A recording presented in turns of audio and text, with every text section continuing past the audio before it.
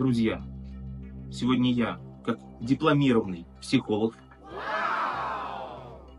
поговорю с вами о газлайтинге.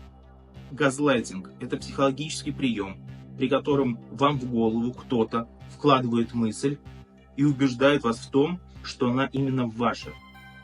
Я хочу это опровергнуть. Вы должны понимать, что ваши мысли, они только ваши, и никто не вкладывает их вам в голову. Я вас призываю понять это. Я вам говорю, это ваши мысли, только ваши.